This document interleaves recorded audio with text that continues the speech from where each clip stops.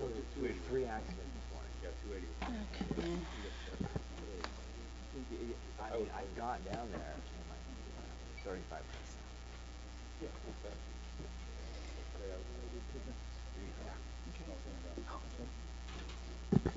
Good evening. The Thursday, December 5th, 2019 special meeting of the Brisbane Planning Commission will now come to order. May I have roll call, please? Commissioner Gomez? Here. Commissioner Gooding? Here. Commissioner Mackin? Here. Commissioner Saison? Here. The record show Commissioner Patel is absent. Okay, adoption of the agenda. May I have a motion to adopt the agenda, please? I make a motion. Second. All in favor? Aye. Consent calendar. There is nothing on the calendar, so I'll move to oral communications. So we have several people who would like to speak about matters not on tonight's agenda. So we'll start with Sherry Goodwin. Okay, Peter Sutherland. Yes, that's correct. Good evening, Commissioners. I'm here tonight about the potential development up in Brisbane Acres, and I'd like to express several concerns I have about that project. I know there's some movement and going forward with that, and there's some developers that are already making changes to their properties up on the hill there, and I want to express my concern about building a lot of housing up there for several reasons. One is I'm very concerned about traffic going in and out of a single lane road, which is King's, and also going in on the Humboldt side. I think these are really serious considerations when that property is going to be developed. And I know there's also talk, because I've had some conversations with people at the planning department, that they're talking about doing a lot of subdividing up there in order to maximize the number of houses up there and units. And I think the houses that are being proposed are probably going to be pretty large. And my own estimate, I think probably each household will have 3 cars. Each property will probably have a lot of deliveries. We're pretty much always dodging Amazon delivery trucks, AT&T, and other utility trucks up there. And just the development of that area is going to be a nightmare, having construction people going in and out there and building materials and concrete pouring trucks and things like that. But even afterwards, I think there's going to be a huge amount of traffic generated. And so I'd like the commissioners to really take that into consideration. And I would say that what's really important is that some kind of traffic study be done. I had a conversation with someone about, because I assumed that an environmental impact report would be necessarily required to do traffic studies, but I was told that that's not necessarily the case, which is a concern, a big concern. But on top of that, if there is no environmental impact report, I'm also concerned about clear cutting up there for development. I'm concerned about mudslides and ground stability on Kings around 450 at the entrance where Beatrice Road is, where the lots that are to be developed are. There's already great hill instability that I consider, kind of a forerunner of potential problems that could be up above the hill. And also what would happen in the case of, ever increasing rainfalls and possibly even an earthquake if that whole hill is destabilized by clear cutting, construction, and clearing of land. And then lastly, I am somewhat of an environmentalist, and I am very much concerned about habitat. We have a lot of wild animals up there. We've had a decreasing amount of butterflies, including the mission blue that I understand were in great numbers up there a few decades ago. And also there have been some sightings of some rare species that were thought to be extinct, like the gray fox, and there's been several photographed and documented up on the hill. And I think there are a lot of considerations in developing that property that need to be taken seriously, and I think people really need to take many things, look at everything very carefully, especially since it's my understanding that there's going to be a push for really maximizing every single lot and putting as many houses up there as possible. That's a sentiment that's been passed on to me, and so I would really appreciate your consideration on all these different things that are important. Okay, thank you very much. Thank you very much. Appreciate your time. Mrs. Goodwin?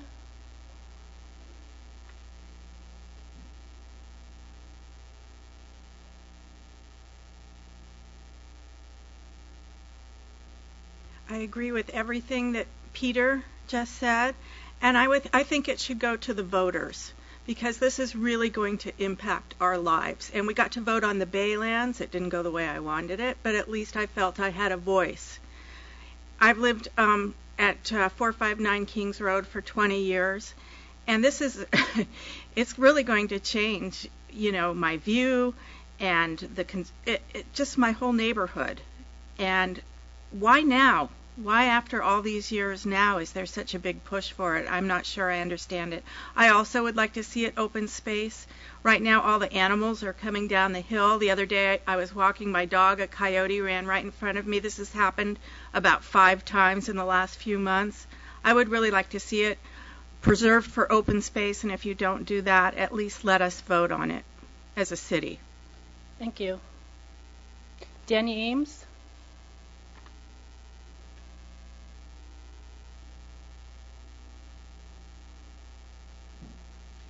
Deanna Aims, 690 Sierra Point Road.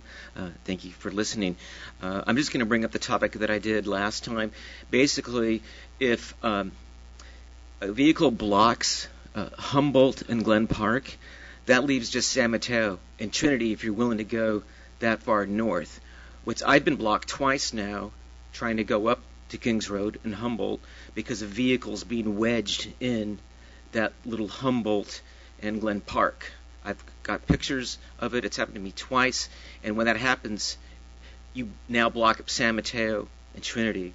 This just leads into the accessibility issue that we're going to run into. If there's further development of Kings Road, there's going to be more traffic going through there and potential blockages. And right now, you think about it, Humboldt and Kings, there's only really 3 ways to get to it, right?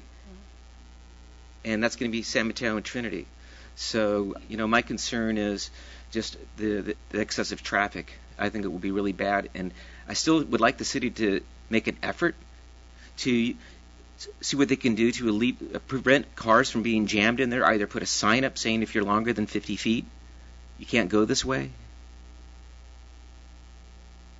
Or maybe, do an analysis and see. I've got pictures. You can ask me for them. You can see where the vehicles get stuck, how they get wedged in between that. If it wasn't for that guardrail, I'm sure vehicles would be in the canyon now because they get stuck there. So that's my big concern. And also, like Sherry and Peter said, I think it's a really dire concern that there's this big push up there for development. And I can't say I'm necessarily for it. Anyhow, thank you for your time. Okay, thank you. Radu Mahalo?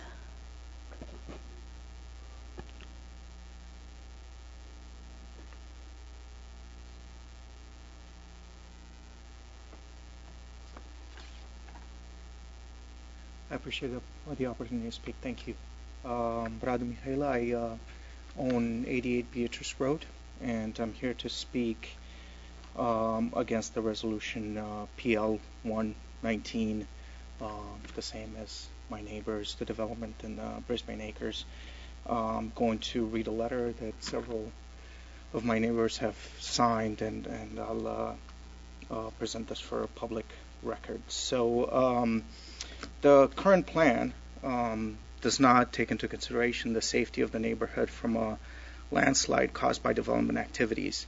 And I wanted to point out just yesterday in SF Gate, in the San Bruno Mountains, there was a landslide, and that endangers the neighbors to our west. So this is a serious matter. It should be taken into consideration accordingly.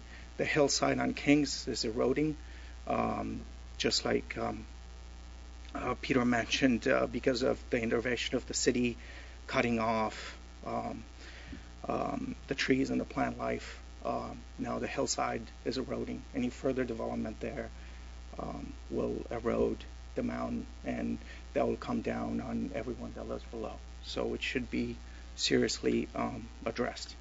The stability of the topography is a serious issue. I've been living there for almost 8 years. I know the area very well, and just the fact that we have not been, the city has not approached, the folks that live there, I think is a concern, because you'd want to hear from the people that live in the area before, any serious development is taken into consideration. So, just like Sherry mentioned, I believe this should be taken to a vote, and the people that live in Brisbane should have a voice whether this is being developed or not. Increased wildfire risk associated with further development. So just not even 2 months ago, we had a wildfire that threatened our home. We had to evacuate because of it. This is a serious matter. Any further development will further endanger us. Impact to the San Bruno Mountain Conservation Area. We have owls, raccoons, wild foxes, coyotes, rabbits, you name it, live there. Endangered butterflies, grasses that are nowhere else. I talked to the Mountain Watch folks. They have not been informed about this. I brought this up to the Open Space Committee. They have not been informed about this. The county has not been informed about this. So I think that has to be taken into consideration. So I also believe that the current plan really pursues profit at the expense of safety and conservation. So it's not done for affordable housing or anything like that. It's done for maximizing profit. So again, it's not for the public good. Wanted to. Okay, thank you. Thank you. Thank you. Jason Noonan?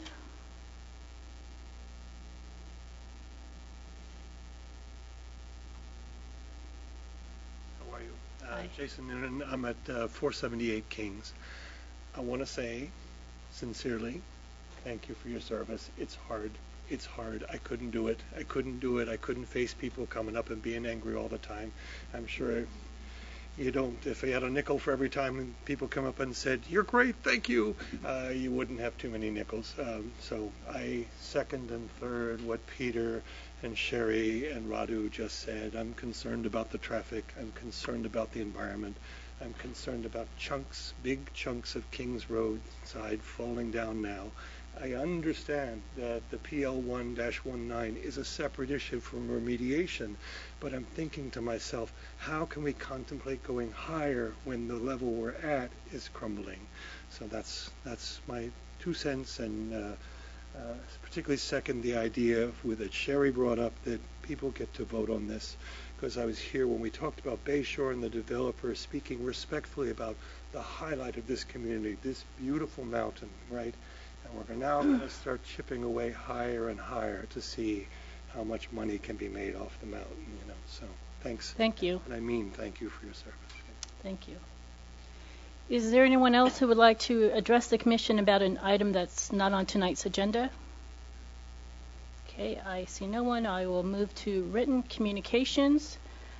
We have a Bay Area Monitor publication of the League of Women Voters. It's the October and November 2019 issue. Next item on the agenda is new business, and we have a public hearing tonight concerning zoning text amendment RZ-3-19, NCRO-1, NCRO-2, M-1, SCRO-1, SP-CRO, TC-1, and TC-2 zoning districts. These are amendments to existing cannabis business regulations to establish storefront retail cannabis businesses as conditionally permitted uses in the City of Brisbane's commercial zoning districts and allow a maximum of 4 businesses citywide, subject to approval of a conditional use permit and compliance with performance and other operational standards. The City of Brisbane is the applicant, as well as various owners. Staff, may we have a report? Yes, good evening, Chair and Commission. So the request before you tonight is to recommend City Council adoption of a draft ordinance to amend our existing cannabis business regulations to allow up to 4 storefront retail cannabis businesses in Brisbane's commercial districts subject to use permit approval.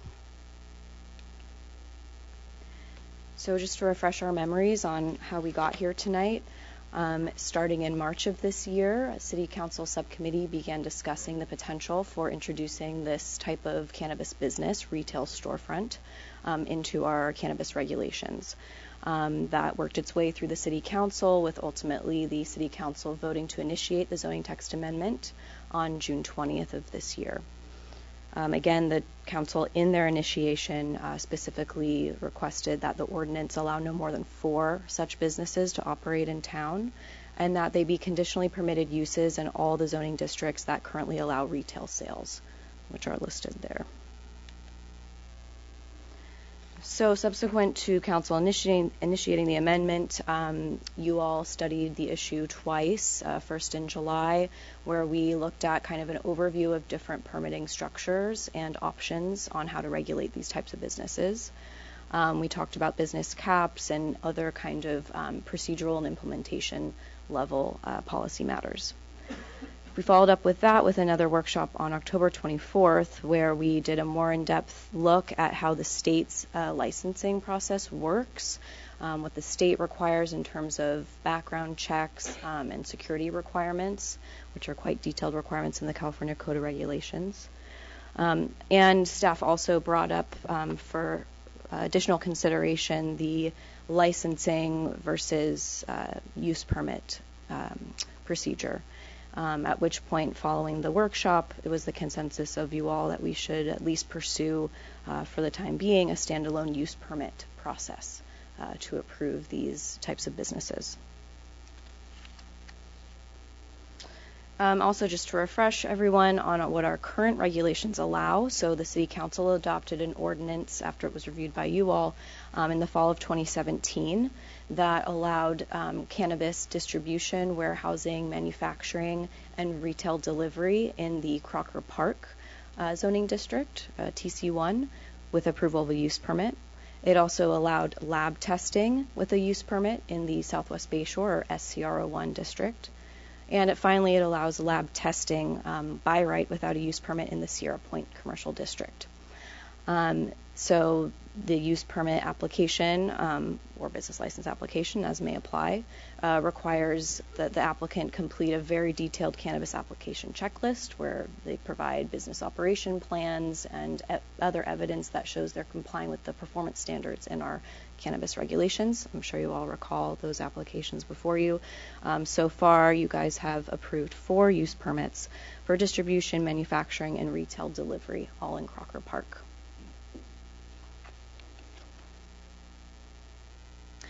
So the draft ordinance, so that takes us to tonight. So tonight, the draft ordinance before you does several things. First, in order to implement our new retail storefront regulations, it proposes updating several definitions in the zoning ordinance. Specifically, it would define cannabis business subtypes separately and distinctly. The current approach is to define, because previously we only had a certain subset of cannabis businesses operating and they were only allowed in one district. We had grouped them all together as cannabis businesses. Now, as our regulations are evolving, and it seems as if we're going to take maybe more unique approaches to regulating different types of businesses, the ordinance proposes defining new separate land uses so that we can adopt regulations accordingly to how those businesses evolve. The ordinance would also expand districts in which some other cannabis business types may operate. So again, right now the Crocker Park TC1 district is the only district where manufacturing, distribution, and retail delivery may operate. Lab testing is allowed in a couple other districts. So the draft ordinance would specifically recommend allowing retail delivery sales in the Southwest Bayshore, SCR01, Southeast Bayshore, TC2, and M1 manufacturing district along Industrial Way. So the reasoning behind this, I think we have shared with the Commission in the past. Since adoption of Ordinance 617, we've heard from many applicants or folks wanting to open businesses in Brisbane that there's a combination of things working against the industry at this point. One of them being a lack of usable inventory. So in Crocker Park, we have a lot of large warehouse areas. There are not a lot of smaller suites that are not, already kind of primed for the types of cannabis uses that are allowed. So that's one. There's a kind of lack of appropriate inventory. But the second, maybe more impactful impact is the fact that a lot of property owners in the park are industrial owners that are precluded by federal law, whether it's the condition of their financing or worries about tax exposure, who simply don't want to rent to these businesses. So because of all of the impact that we've heard from interested applicants and the thus far successful implementation of a few distribution, retail delivery, and manufacturing businesses in the park, we think it might be worthwhile to consider whether certain activities may be able to expand to other districts with use permit approval. So that's the reasoning behind the ordinance proposal there. In addition to recommending expansion of the delivery retail sales into those other named districts, the draft ordinance would also allow cannabis distribution, manufacturing, and warehousing uses as conditionally permitted uses in the M1 district. Again, that's along Industrial Way. So some expansion of the businesses that we already are regulating in town. And of course, the meat of the ordinance is to add cannabis storefront retail sales as conditionally permitted uses in our commercial districts. So this is shown here in. So we're proposing them again as council had directed in any district that currently allows retail uses. So that would be the TC1, M1, NCR01, which is the Brisbane Village Shopping Center, NCR02, which is Visitation, our main street, TC2, which is along VWR Road, Southeast Bayshore, and SCR01. The use permit process. So the ordinance also proposes a very specific use permit process for approving these businesses.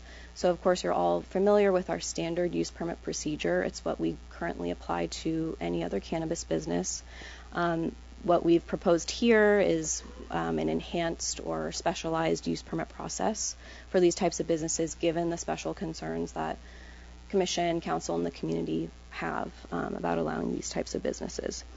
So what the ordinance sets out is some procedural standards, one of which, kind of based on some prior discussion that we had at the Commission workshops, is limiting use permit applications to one application per business owner. So that includes people holding partial ownerships in other businesses. Another restriction proposed that business owners may operate no more than one cannabis storefront retail business. So this is an attempt to kind of level the playing field, make sure that we don't have monopolization. Since we have so few licenses available, it's attempting to give a more variety of businesses a chance to obtain these permits. Staff, as we've discussed before, for the variety of reasons, we don't expect a deluge necessarily of applications, and of course a use permit requires a physical location and owner authorization. So it's not a prospective licensing application where any business that wants to operate here applies for a license to operate somewhere. It's an application to operate a specific business at a specific location with owner authorization. So that's built into the existing use permit process. So again, we're not anticipating, because of those reasons, we're not anticipating a deluge of applications to be processed. Should we receive several applications, let's say, which I think is likely, the procedure we've outlined is that staff will process those applications in the order in which they're deemed complete under the Permit Streamlining Act. So complete meaning we have all of the information required by the ordinance per the application checklist that we'll create and all the criteria that are listed in the ordinance. Once we have 4 complete applications and they are before you all, any other pending applications would be put on hold essentially. And if the commission denied, say, an application, then we would be able to reactivate those pending applications and put them on hold again once we have another permit. And so I think that's kind of a self-explanatory process. Once 4 permits are actually approved and issued, any other on-hold applications would be rejected, and we wouldn't accept any new applications unless a situation occurred where a use permit that was approved expired for any reason.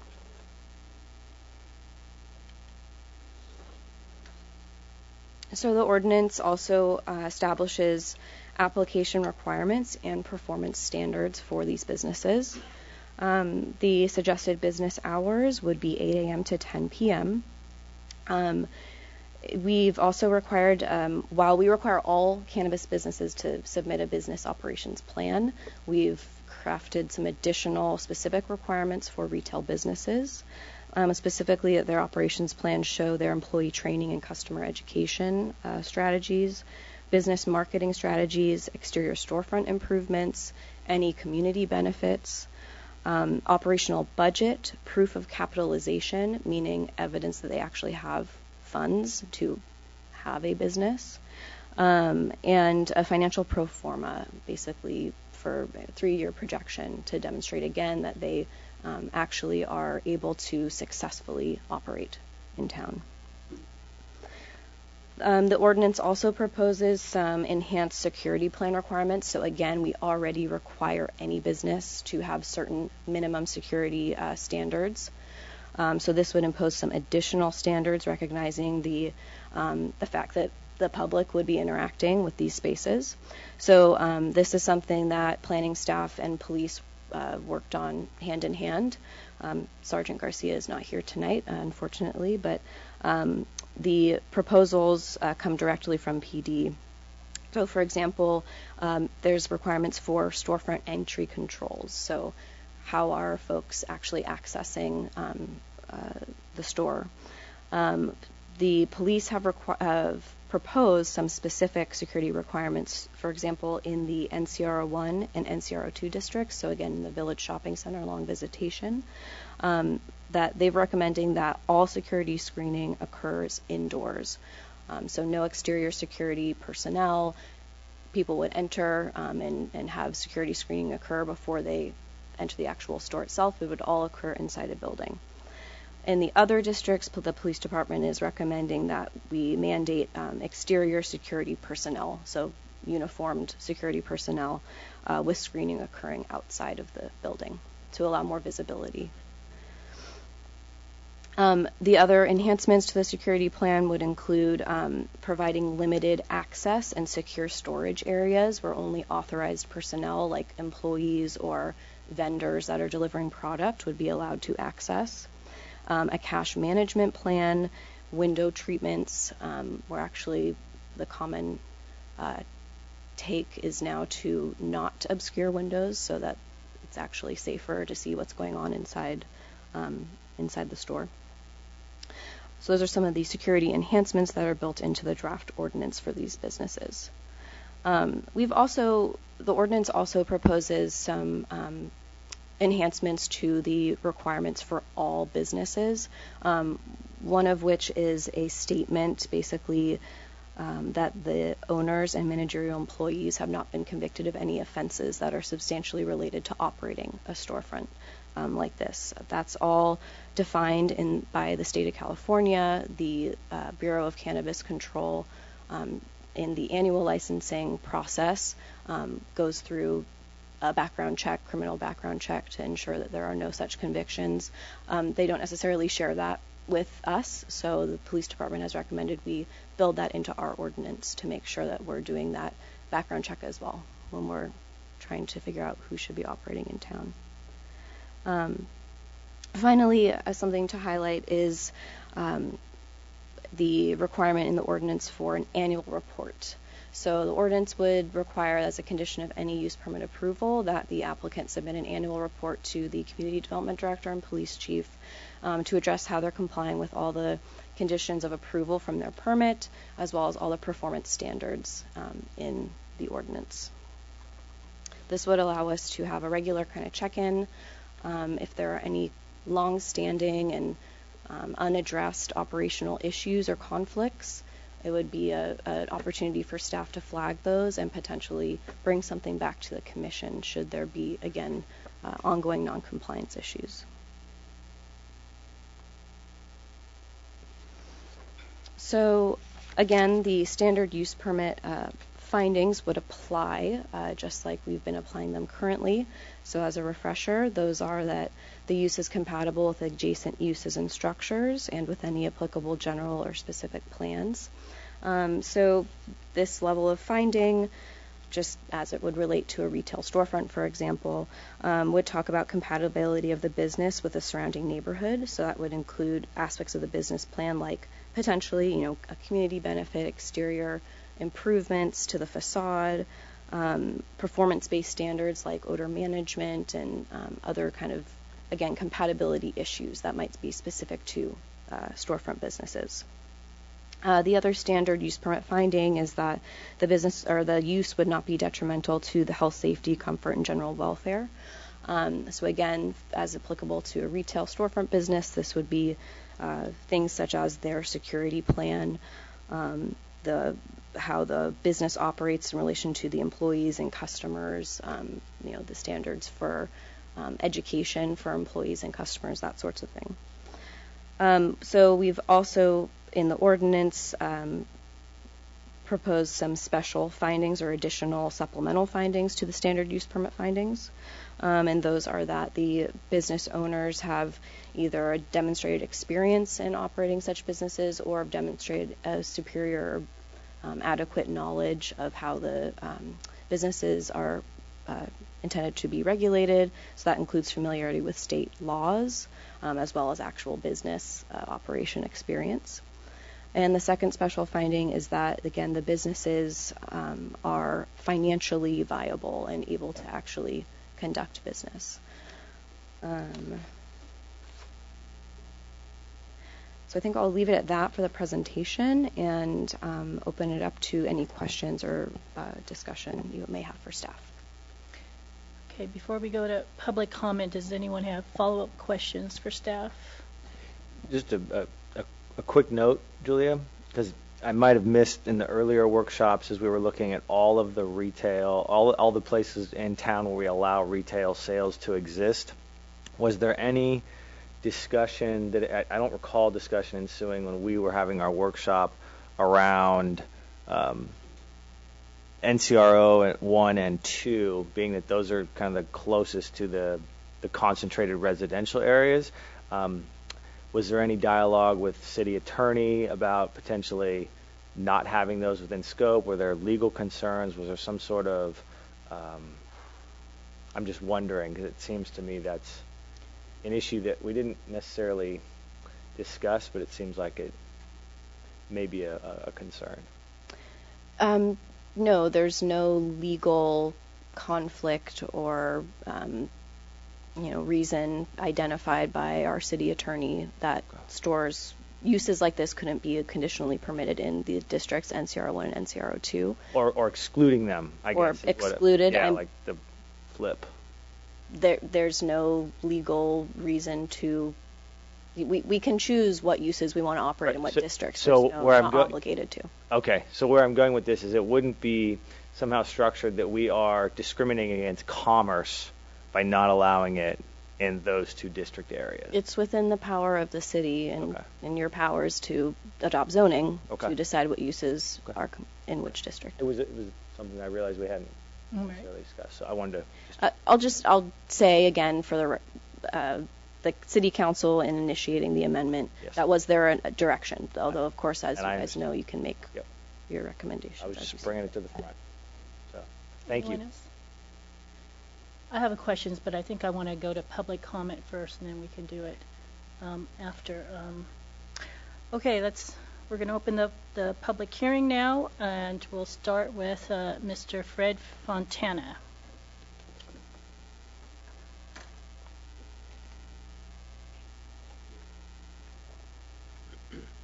My concerns is that, up until recently, Brisbane was known as the meth capital of San Mateo County. And what I'm afraid of is bringing pot dispensaries into our area. We're going to bring some undesirable people back into here. A lot of people use cannabis for medical issues. A lot of them don't. And this concerns me greatly because it took us quite a few years to clean up this town as well as it has been cleaned up with the meth problem. So that's all I can say. Just thank you. Okay, thank you. James Elliott.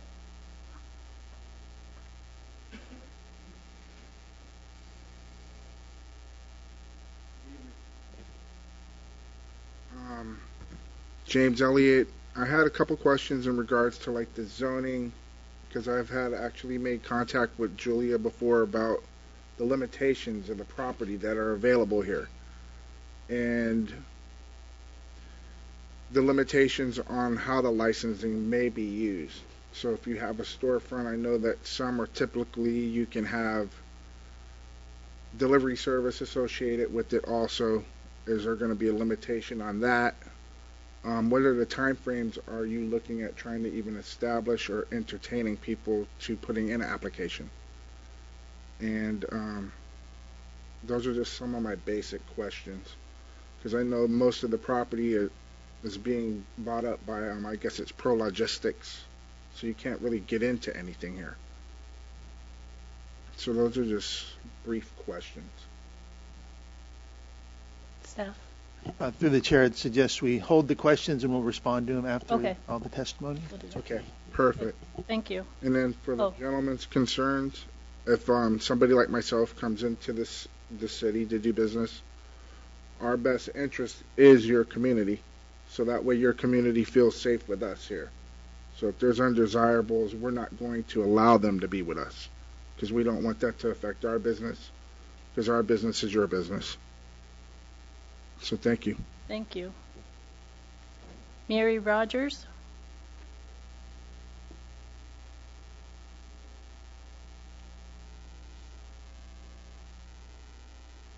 Good evening. So I'm not against cannabis storefronts. I'm against the number of permits you want to issue, the maximum of 4. I'm not sure what assumptions went into coming up with that magic number, given that there's a storefront 2 miles down the road on Bayshore, 2442 Bayshore, elevated. And I did some research. I don't see that South San Francisco has any storefronts. Pacifica has 2. It's called Lit and Fog Center, and they're much bigger than the city of Brisbane. So I'm not sure how 4 came about. So that's one of my questions and concerns. I would like the commissioners to consider reducing that to 2. I'm also against NCRO1, the Brisbane Village, and NCRO2, the downtown Brisbane neighborhood. I would like to see that eliminated from, as you mentioned, it's just not feasible for Brisbane. We have a new library going up on Visitation. Brisbane Shopping Center is always crowded. We have 2 schools in Brisbane. The kids after school go down Visitation, they hang out on Visitation, they hang out in the Brisbane Shopping Center. It's just not a good idea to have cannabis storefronts there. This will limit access and exposure from cannabis to youth. As if I had small children, I would be in your face on a daily basis. And given the news and all the news out there and messaging about vaping and how we're trying to stop that, this does not help the cause one bit. So my request, reduce the number of permits to 2 and eliminate the shopping center and Main Street from issuing permits. Okay, thank you. Okay, thank you. Charlene Larson.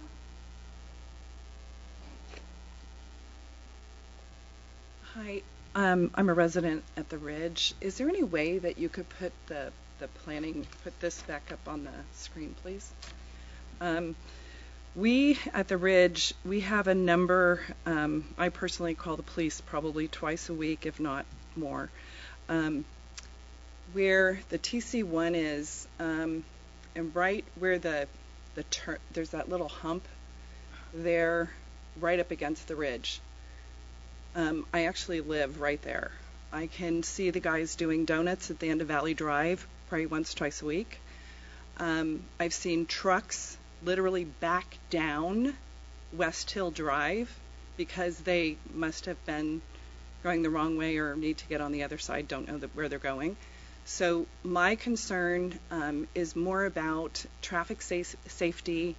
I'm okay with the cannabis storefronts, but I think from a residential standpoint, we have about 10% of the population of Brisbane right there. And those of us on Swallowtail and on Crescent Court, all the noise from the valley comes up.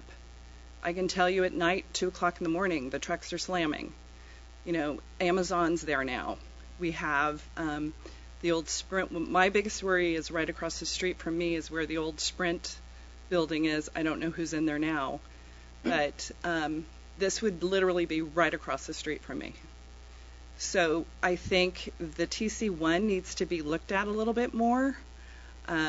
We do have the open space there between the valley, the back of Valley Drive, and our property, but noise rises, sound rises.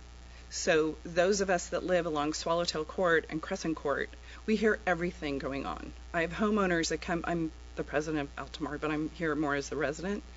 But we have homeowners coming to us all the time because they can actually hear conversations right below them in Valley at the, like where Williams-Sonoma is, and we have a door company, and there's Jericho.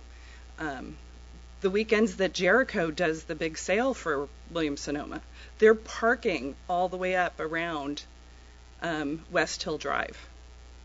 And supposedly during the week and 24/7, Valley Drive is no one's supposed to be parking on it. But you have trucks parking on it, you have cars parking on it, you have Uber and Lyft drivers flipping U-turns in the middle of Valley Drive from the second lane. So from a traffic standpoint, to add this to the main part of Valley Drive, I think something's going to happen. That's all. I mean, the trucks can't back all the way in. sometimes, so they block Valley Drive. So we have to wait for them to get into their, because they have to back in sometimes. Amazon's backed up all the way onto Valley Drive because there's not enough slots for the trucks. So I think this needs to be looked at more from a traffic study standpoint and a safety standpoint and a CEQA or something. But I just think it needs to be looked at TC1. Thank you. Can I ask, regarding the noise issue, have you ever addressed that with the city? I believe we've had a community meeting. It's been a while. We're supposed to have one. I've sent emails in for other reasons too, but nothing's being responded to. I have emails to the mayor. Nothing's been responded. So as the president, I've sent in. So okay. I'd like to. I should have probably talked to you guys during open forum, actually. Could you address the noise issue? Are there any physical buffers, such as shrubs, plantings, trees, between you and those businesses down the hill? Can I use your highlighter, the thing that...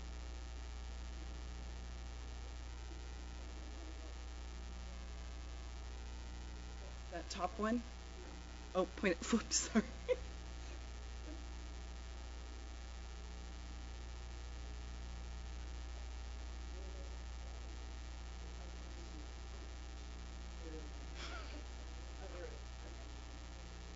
Okay, so right here. Okay. Okay, see where it turns? Okay, this, I think it's this one. This property here. It's at the very end of Valley Drive when you come up, it's on the left-hand side. This property, they actually cut all their bushes down. Oh. And we were informed that it was a trucking training center or something. I don't know if that's true or not, but it's not as bad. The problem, our former president went down one night and actually told them to quit being so noisy, one of the places. And what they found was that when the trucks back up into the loading dock and they drop their, I don't know what it's called, the back part of the truck, they actually slam it down. So this noise, we have homeowners from 800 Swallowtail to 100 Crescent that are all along that ridge part that look out over the valley. And we get complaints all the time. They go to our management company, which they can't really do anything about.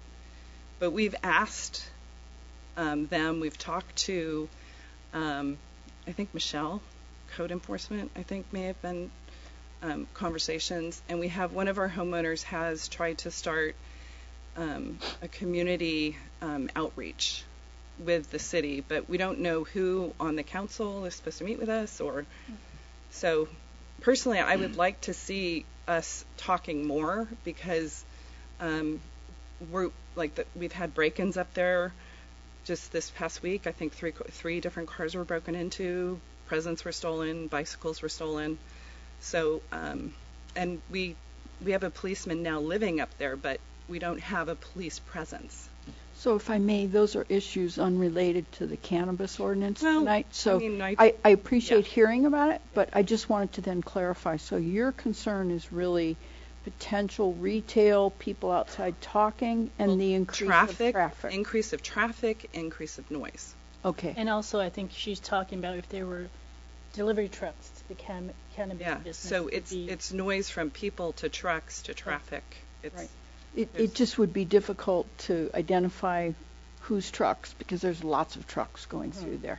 Oh. You'd have to know that was a cannabis delivery. Well, no, it's when they get to their loading zone, though. Okay, thank you. Doug Button.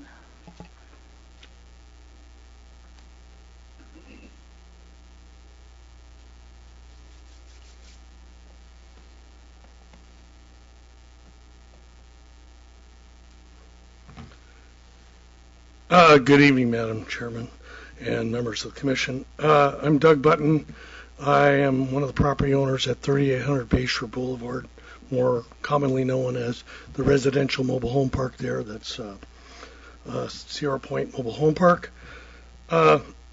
I'm not here. I understand you're looking to put 4 retail business or cannabis businesses in Brisbane. I don't understand the need for 4. You don't have a supermarket, but you need, for a town of 3,500 people, you need 4 pot shops. But that's up to you. But what I am concerned about is your findings. You've said that your findings that all these zones or proposed zones are compatible with adjacent land uses and are not detrimental to the health or safety of anybody there. Well, SCR01, that district used to include the mobile home park. It was a commercial property. This commission a year ago changed it to a residential property. Now in this residential property where I have children, families, now you're proposing to put maybe 4 pot shops right next door. That's detrimental to my neighborhood and that community. And I think that if anything, whatever the amount you want to put out, you don't need to put them in SCR01. That's just not a proper use when you have a mobile home park and residence. 60 families live there. And you're telling me that right against the property line, there could be as many as 4 cannabis shops. I don't think that's right. I think it's detrimental to the children who live there and the families that are there. And I think that you should look for other areas. I thank you, and that's all I have to say. Thank you. Odessa Bitbadal.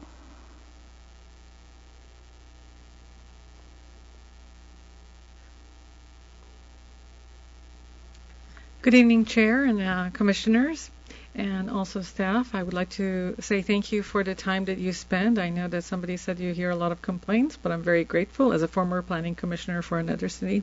And also I would like to thank staff for their work on this subject matter. I am representing Jackson, Maine, and I've spoken before the body in the previous times. I am in full support of the staff's proposal. I think they have addressed every issue and concern that any resident would have, including security, fire, and of course a number has come from the council and I think is the right number for this city. In terms of some of the perceived issues that people may have because we don't have the business here yet, I just want to remind the public and those who are maybe watching from home that cannabis businesses have been operational in other cities, such as the city of San Jose, and some of you have had the opportunity to visit them. Kids have no access to cannabis businesses. The IDs are checked, and as staff mentioned, there would be in some portions security outside or inside, so it's quite regulated. The product is quite regulated by the state and also by business owners because they, if they do not regulate it, they will lose their license from the state of California. So it's quite important for the business owners to be on top of their license and security system. And of course, nobody wants to, it's so hard to get into this business, as I have mentioned in the past. Just getting the property owners to be willing to lease to a business owner is quite hardship. And for a city to even put more limitations makes it even much more difficult. I commend the work that you've been doing. I thank you for having an open mind and seeing this as a legal business, because it is a legal business in the state of California right now, just like any other business would be. But at the same time, I'm really grateful to staff, planning, and police department, and all those who have been involved, and the commissioners for discussing issues such as safety and security and all other items that are to the benefit of the whole community. Thank you again for your time. Thank you. Kevin Frazier, I can't really make that out. Fryer, okay. My name is Kevin Fryer. I live at 414 Swallowtail Court. I serve on the Parks and Rec Commission, and I'm also a board member at Altamar. And I'd like to start also, again, to thank you for your service to the community as commissioners. As Charlene mentioned, there is a tension between usages in Crocker Park and residents who live at Altamar specifically. And this has only recently gotten on my radar screen. I think we are concerned about how that will change what is already a difficult situation in terms of noise, traffic, and so on, because there is sort of an acoustical upswing right up into our bedroom. I saw in the presentation that businesses would be allowed to stay open till 10. So this is a potential concern for us. But beyond that, I'm a little questioning why we already have 2 businesses here in town which are not retail. This proposes that we add 4. That's 6 businesses for a community of 4,500. So that suggests to me that what we are doing is opening this up to make Brisbane a destination for cannabis. And that's something that I think that the community as a whole should really be made very consciously aware of. Is that what we want to do? I realize that there are all kinds of wonderful tax benefits to that, but are we going to do with cannabis what Colma did with the auto row? Is that what we want to do? Is that how we want to be identified? I think that's a question that really needs to be asked to the community at large. Thank you. Thank you.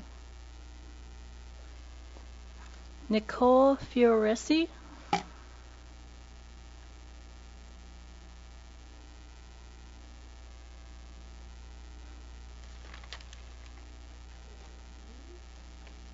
evening. My name is Nicole Flores. I'm a little nervous. Thank you for your service. I wrote it on my phone, so I do apologize if I look down. I am a current resident of Sierra Point Mobile Home Park, which is in the proposed area district of the SCRO1. I've been there for a little over 10 years. I have 2 children, young children, ages 6 and 9, which are also attend Brisbane Elementary. I believe that having this permit being so close to our mobile home park, which has increased having children over the years to over almost 28 children live in my park, or our park. It's our home. We've increased a lot of traffic in the recent times that have happened with you guys are proposing. There's some work that's going to be happening on Bayshore, and my concern is with the traffic and them using the park to turn around, because it will be an easy way to turn around on Bayshore and go out. We already have traffic issues trying to get out of the park because we don't have any lights or stop signs that stop the traffic on Bayshore for us to even be able to get out. So we have to wait for the light down the street to turn or a break in traffic. This year we're buying the kids' bikes, and during the summers they love to ride around in the mobile home park because, as you know, Bayshore is extremely dangerous. Since I've been a resident of mobile home park, I've seen 1 fatality out on Brisbane, as well as 1 really bad, horrific crash. So my concern is that with everything that's going on with Bayshore, and then adding this business, it's going to increase the traffic flowing through the park, using it as a turnaround.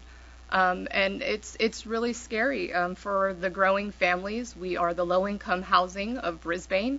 And unfortunately, we have a lot of children. We have a lot of babies that are coming in the next few months.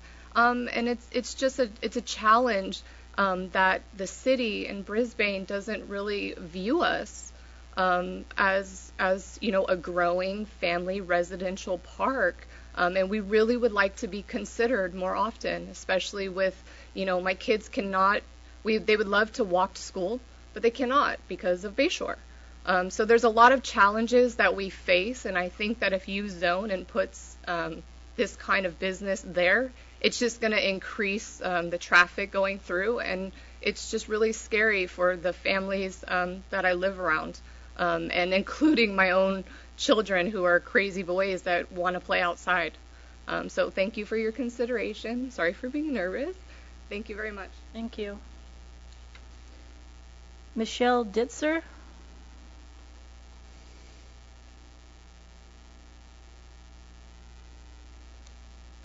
Hi, Commissioners. Thank you again for being here. We've been here many times, and I have to say that I really appreciate you guys looking into all the details of this industry. Brisbane in general has made a lot of effort to do research and to figure out how to best structure this industry with the city. As a cannabis business owner, our intention is to really help the community and to improve aspects of the community, not to ever take away. I have 2 children of my own.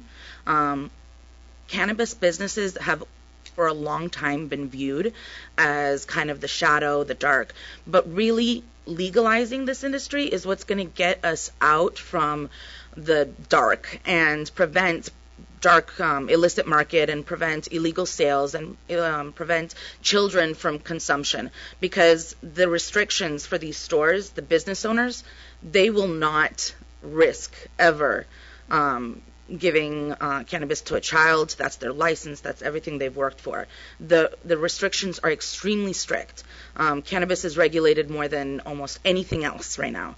So the standards are really high, and we as an industry want to represent only the best face. So also one thing I would want to mention is consumption lounges, right? So a lot of the community is concerned about noise.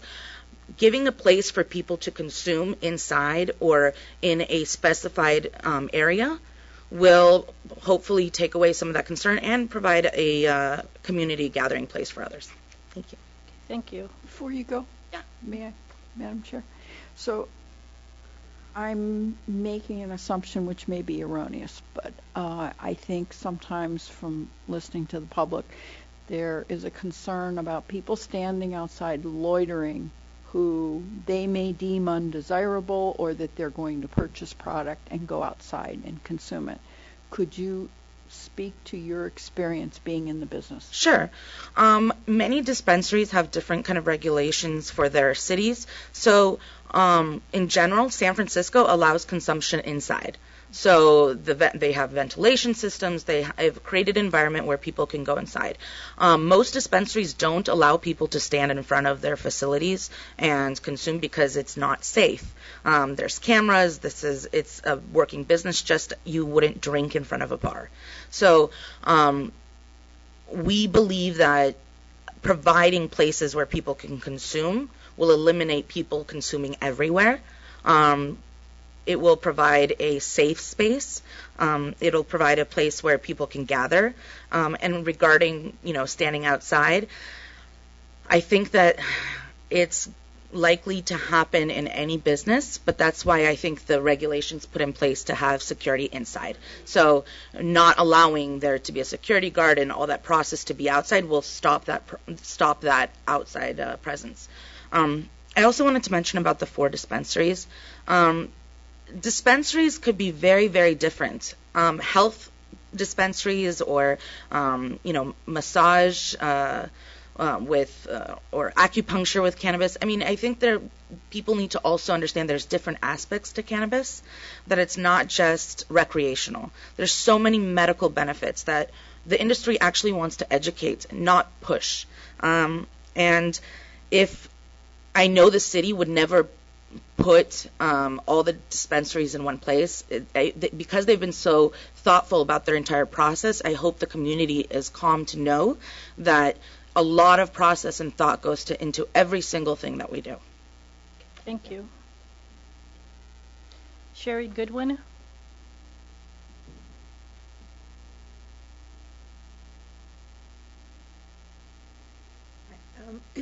I'm not opposed to cannabis dispensaries, but I think 4 is disproportionate in relation to the town. We have 1 grocery store. We have about 1 deli.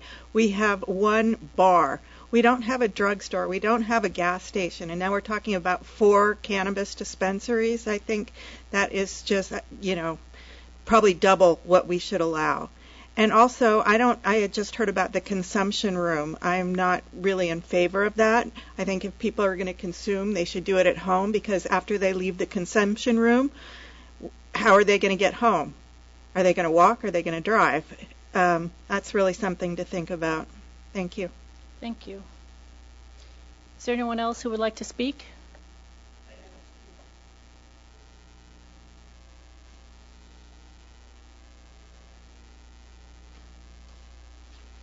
My name is Menelik. I'm at the Ridge.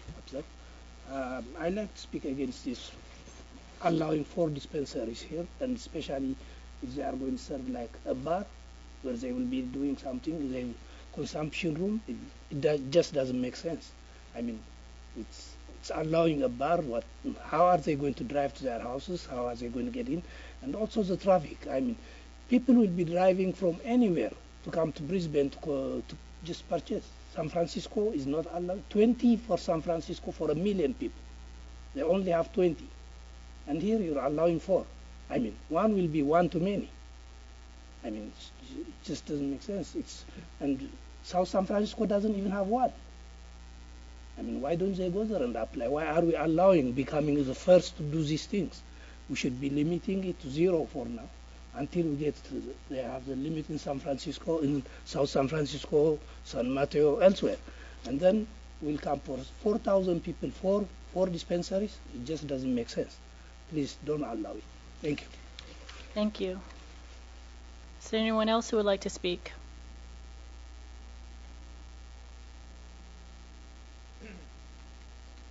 Hi, Commissioners. I'd just like to, again, to speak to some of the... can you say your name? Oh, sorry. I'm Randy DeZitzer. I'd like to speak again to some of the concerns that some of the constituents of Brisbane have raised with regards to, obviously, safety.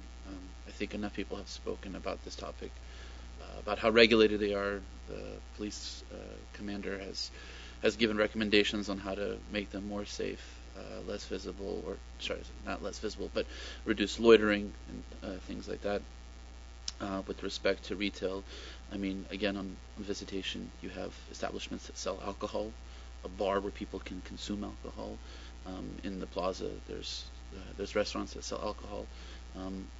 To me, this doesn't seem like any different than those.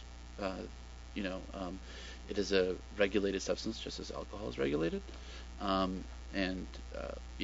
People consume alcohol responsibly. They consume cannabis responsibly. I think with all the recommendations from staff on how to properly implement these businesses, there's constrictions on what hours they can operate and to kind of reduce noise and impact on neighbors and environment. From my perspective, I think the city has done a fantastic job of proposing ordinances that take all factors into account, both economic and favorable of the city, as well as those that take in concerns of the residents. With regards to some of the noise concerns that I've heard some of the residents say, I can't speak to anything specific going on in any neighborhood, but I can say traditionally cannabis is not shipped in 18-wheelers with large lift gates that drop down. I mean, most delivery trucks are relatively small and things like that. Delivery drivers drive regular vehicles, so we're not talking about moving tons of freight here. So I think that should just be kept in perspective as well. So thank you very much. Thank you. Anyone else? Okay, I see no one.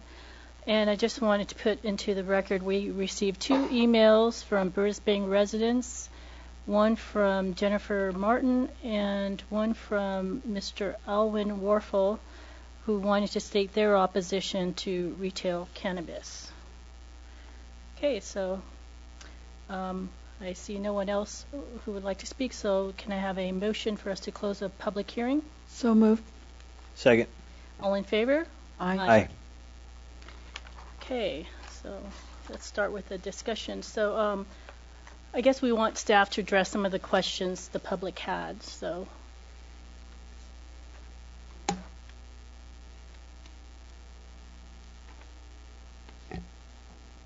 okay, the first question I had was whether retail delivery would be addressed. So we have already in Crocker Park retail delivery as a conditionally permitted use, and the ordinance, as we stated, would proposes allowing, again as a conditional use, retail delivery in 3 additional zones. So the ordinance does address retail delivery specifically in those ways.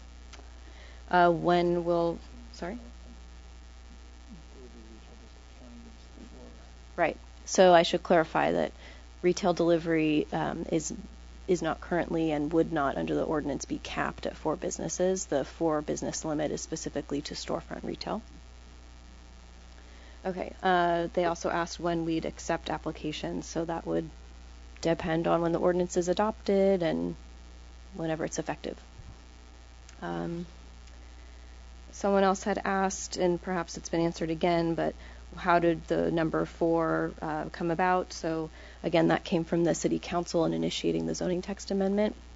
And the City Council Ad Hoc Subcommittee on Cannabis, which is Councilmember O'Connell and Mayor Davis, they had a few subcommittee meetings where they discussed this issue of what is the right number.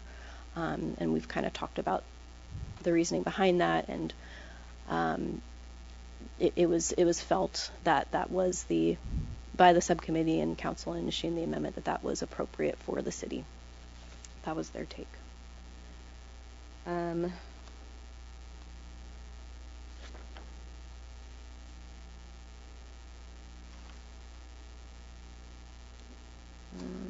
I'm scanning.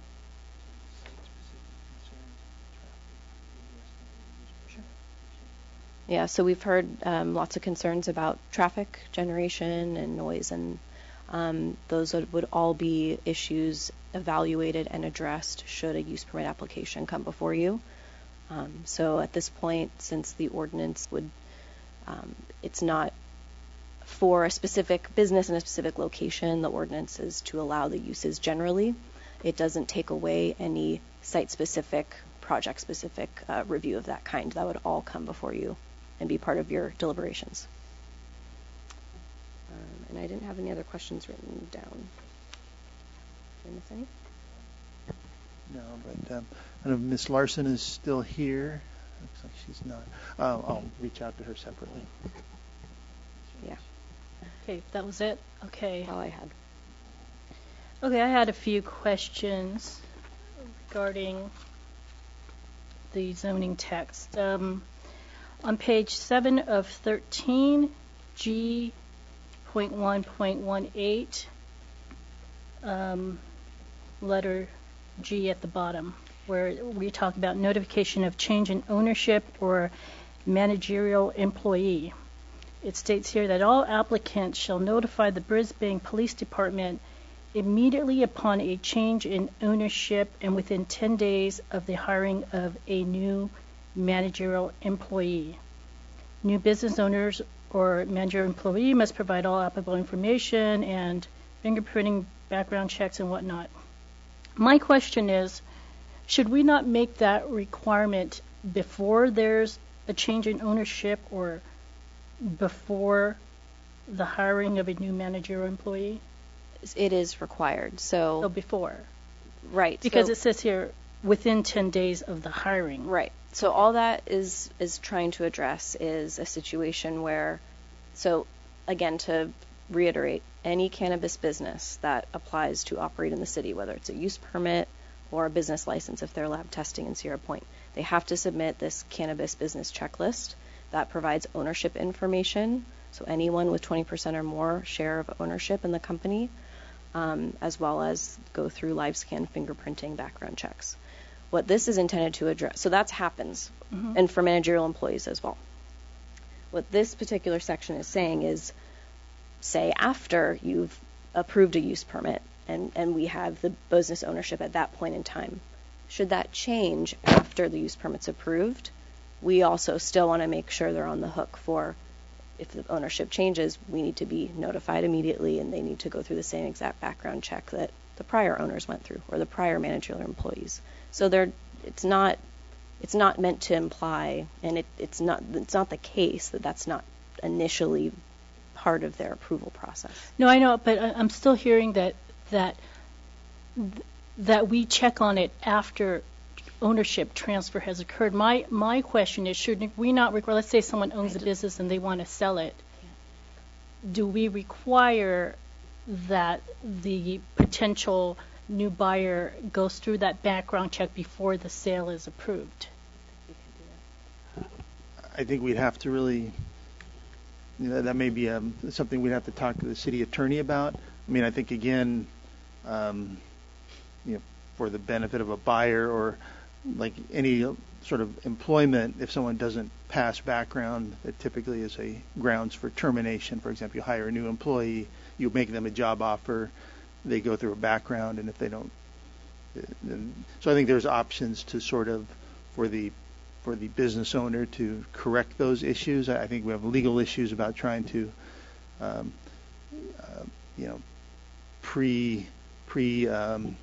determine or get into the sort of the pre-phase of that process. I have some concerns. Well, okay. Well, my question is, because right now we wouldn't give a use permit to an owner that had, a criminal record. And so my question is, if that owner sells his business to someone who has a criminal record that we would not have approved in the beginning, then we're in a situation where someone owns the property who shouldn't, or owns the business who shouldn't. So the state of California, who issues the actual, operating, after they get their local approval, they get their annual licenses from the state. Mm-hmm. They have to inform the state of any business ownership changes as well. And the state has, we're basically duplicating the standards of the state of California when it comes to what offenses and convictions would disqualify someone from being able to get a state license. So we aren't the sole regulating authority or determining authority of whether a business owner may conduct a business in the state. So the state has the power to strip a business license or an annual license from an owner. They don't pass and then the city's recourse is, if that were to happen, that situation, we can initiate revocation of the use permit as well. So the use permit, the city has the ability and the right to revoke a use permit if it's essentially non-compliant with the terms of the original granting of the permit. So that's always the city's prerogative and legal ability. Okay. I will accept it as written then.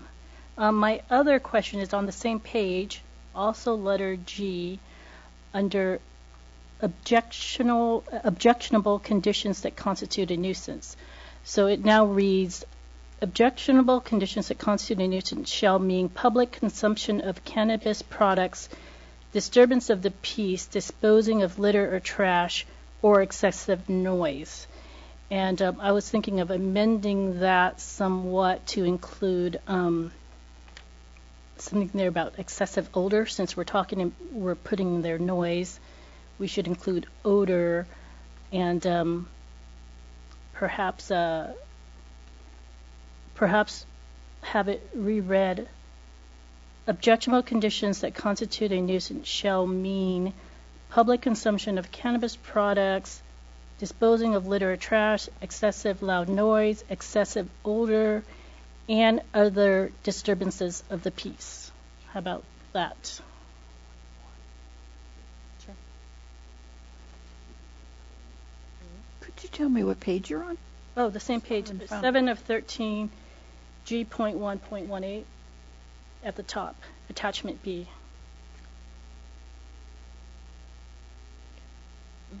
Okay. And so we're not allowing any consumption of cannabis in the retail space?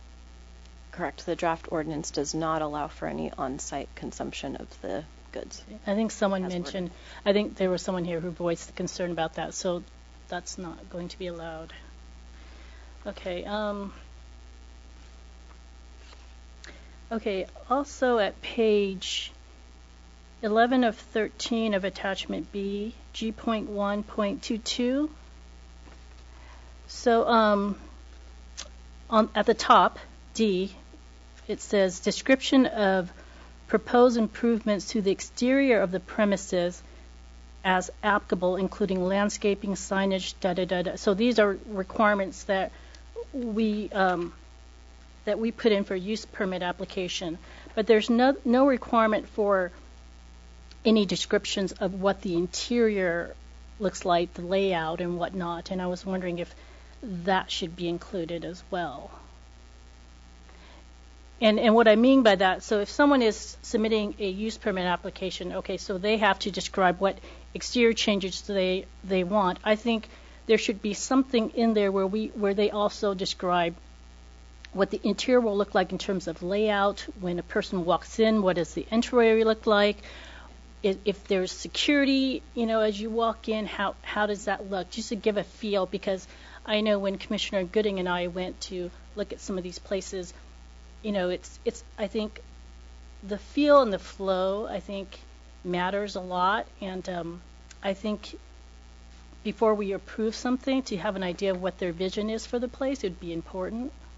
Yeah, so floor plans are required as part of a use permit application. Okay. So those would show the interior floor plan of the building. And of course, there are certain requirements they'd have to show they're complying with in terms of their secured storage areas and authorized access areas. All those would need to be shown on the floor plans as well, to the extent they can be shared publicly and aren't security risks to share. So yeah, that would be part of the application package.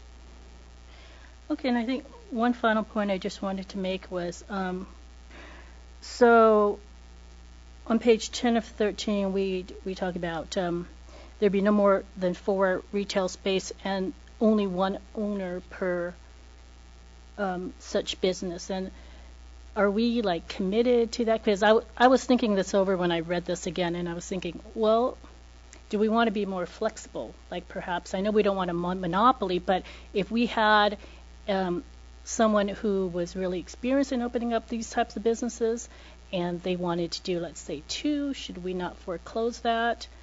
You know, change the number? I mean, I don't know how anybody else feels about that. Can I weigh in on that? Sure. I had the same thoughts, but I have a little different approach. I believe in one of our initial workshops, we discussed trying to maintain a diverse business segment. So the 4 distinct owners was put forth as a recommendation. By virtue of the fact that someone, we've watched that with the wholesale and distribution, someone after a year did not actually commence their business. I could foresee the possibility, at least, that this could happen. And according to this proposed ordinance, once staff reaches processing 4 applications, the rest are destroyed. That's kind of null and void. So I could foresee if someone does not commence business within a year, so their permit expires, or if a permit is revoked, the city would have the option to open application period again. And I would suggest that an existing permit holder be allowed to apply. The question for you is whether or not it would be to apply for 1 additional permit, if you want to put a limit, or just say for an additional permit and leave that up to council or staff to determine limits on how many permits 1 owner could have. But I really wouldn't foresee it being 1 owner having 3 or 4 permits, honestly. So you're saying not allowing the same owner to have more than 1 business from the outset. You're saying if other businesses fail, then they could apply for more? Or you're saying from... So you have, just on the premise, you start with 4 permits. Okay. Staff reviews the applications, they issue 4 permits. Later on, a year later, one of the permit holders never commences business, or they start and it falls through. Okay. So you have an available permit as such. Or, I'll give you another scenario. Maybe when vetting the initial applications, they only issue 2 permits because they didn't get applicants that qualified. So if we go to a round 2 of available permits, then I'm suggesting that we say the city may consider allowing an existing permit holder to apply for an additional permit, leaving that very broad and open. Council can determine if they want to set a limit on how many. And the may consider leaves it open as well. They may determine they don't want a specific permit holder to do that. It just leaves it open enough for further evaluation without negating it. What are your thoughts?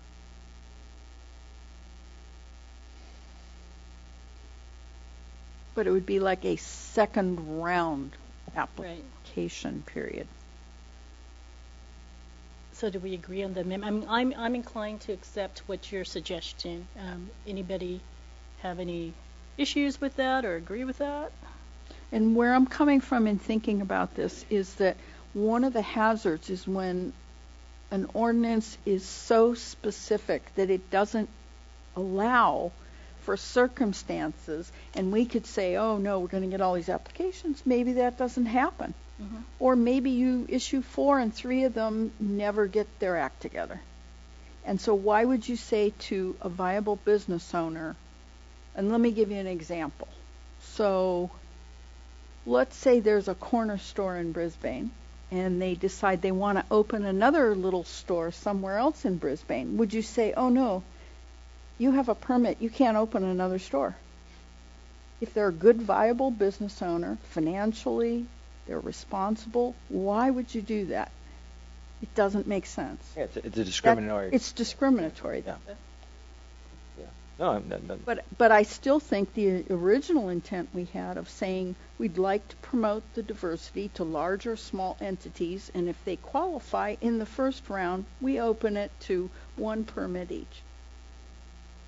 Council may override that, but I thought that was a good suggestion the last time.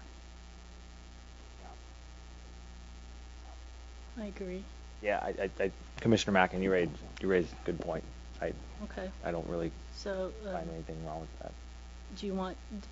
We certainly understand the intent. We'll have to work. It may be a combination of modifying 17330445A and B2. So we'll kind of have to wordsmith that. We understand the intent, though. I have some suggested wording if you need it. Perfect. Okay. Any other questions or comments on anything else? Are we at a discussion point, Madam Chair? Yeah. Okay. So can I bring up some points? Sure. And I would love to hear input from my fellow commissioners. We had someone talk, listening to the public comments, and I appreciate everyone who turned out to give us your thoughts about the hours of operation. I think I understand a little bit with the hours, and maybe would ask as a compromise that we say 8 p.m. or 9 p.m. instead of 10. I understand that. If you're in an area you don't want a lot of foot traffic, it's not a grocery store, so I think if someone really wants something later, they can take the delivery service rather than the retail storefront. So I would recommend 8 or 9 p.m., and I'd like to hear your thoughts. Right, because we currently allow delivery service up till 10. Right. So I was thinking the same thing to kind of address the concerns around foot traffic and potential noise. Many people go to bed after 8 o'clock, right. Me being one of them.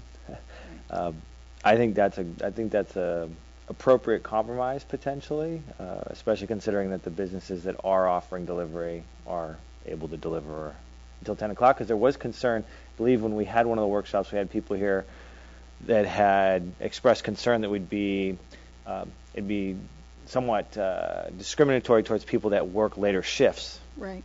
Yeah, not everybody works at 9 to 5, and so that was a concern that was brought up. Yeah, I agree. I think 9 o'clock is probably the most appropriate for the compromise. I think it's for people who work late and struggle in traffic and so forth. Getting there really early is not easy, but. And I was actually agreeing with 8. I don't feel strong either way, but 10 seems a little bit it seems a little late particularly if we're going to put the traffic near residential areas. I share the pain of people on the ridge because I'm on the ridge as well, and it's an amphitheater up there. The sound travels, and the less sound, the better. What if you said 8:30? You feel better about that? And the city council is going to decide ultimately what they want. This is just what we recommend. 8 or 9 p.m. we could say. Yeah. Okay. Can I go on? Sure. Go ahead. So the public has also asked about the number of permits, and that again came from our council subcommittee. That's how we arrived at 4. In terms of size of Brisbane and number of permits, and certain cities don't have any, or they might have 1, or they have 2. the workshops that we had dealt in depth with a lot of different cities. Staff gave us reports on smaller cities and how many permits. So 4 is not completely out of line with other communities that have allowed it. So that's where that came from. But I'd like to bring up a couple other things that were said. The traffic, the noise, potential loitering. If we were to add another small grocery in town, would you have the concerns about traffic or noise or loitering? And I'm very concerned about this in terms of,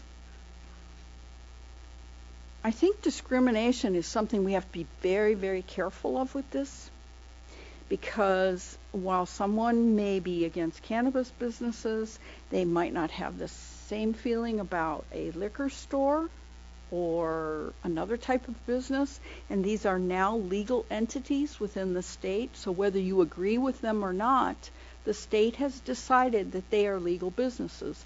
The other thing I would add, just from the cannabis people that have come in our other 2 workshops, they are extremely tightly regulated. The city also retains the ability to revoke a permit if there's a nuisance. So if there's consistent loitering, tons of noise, that could come back up for review. I also understand concerns about, I don't want this in a certain area, I don't want it near kids, but we have some businesses existing in town that sell alcohol, and the kids walk past those businesses every day. And I've not heard anyone come in oral communication here to say, you need to close those businesses because they're selling alcohol. So I think we have to be very, very careful. It's emotionally charged, I know, for some people, but that we can't play to certain people's opinions. It has to be a broader sense of approaching this, because if it's a legal business, you don't like it being legal. It was deemed legal by the state of California. Then you need to go to the state. So going back to just areas, so I'm going to toss up one more thing for discussion in that sense. SCRO down near the mobile home park. Our last meeting, we had review for potential construction of a multi-unit dwelling, and we made a recommendation that traffic would be a problem. I have a problem with retail and SCRO, even for cannabis, because of the traffic issue. Mm-hmm. It's a highly traveled area, high speed. The access from north and south presents all kinds of logistical challenges with cars going now 65 miles an hour, and I think it's a bad idea in those areas when we have proposal for all these other areas. I just would nix out SCRO completely for that reason. I would agree right now, yes. Yeah, so. Agreed. Okay. Then going back to the NCRO, we have NCRO 1 and 2. NCRO 1 is Brisbane Village. It's one property owner. Mm-hmm. If that property owner chooses not to lease to a cannabis business, it's done. Yeah. NCRO 2 has multiple property owners. Therein lies the potential for a landlord maybe leasing. So in terms of speaking to the visibility and whether that would be appropriate on visitation, there's 2 schools, there's kids walking, and I think the best anecdotal evidence for how we would imagine that comes from our 2 commissioners that visited retail cannabis. Could you please, for the benefit of the public and the rest of us as commissioners, tell us what that looked like outside? What did you see? Well, we visited the 2 businesses in San Jose, and it's heavily regulated there. They don't allow loitering. There's always someone standing outside, and they try to be very discreet about it. So, that's something that we could put in as well to require no loitering outside these businesses, and also to make sure that the owners, make sure that they have someone patrolling or looking out there to make sure that that's being enforced, that they're not relying solely on our police departments or whatnot. And And if it's done right, I mean, we went to one that, really I walked in, I felt like I was in a Jamba Juice or Starbucks. I mean, if the business is done right, it will feel like part of your community. I mean, you walk in and the entryway looked like a corporate office, and you walked into the retail area, and you would not know that it was selling cannabis. I mean, I thought I was going to order a cup of coffee or a juice or something. So, I know there's this stigma attached to it when you don't know much about something, but I think, give it a chance. Go and, perhaps, go into one business. You would like to speak? Please come up here. Yes.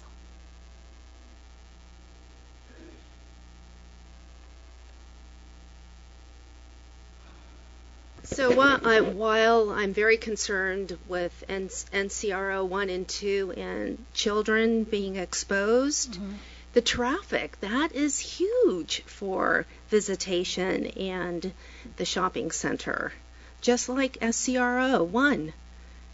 It's already pretty congested during normal work day.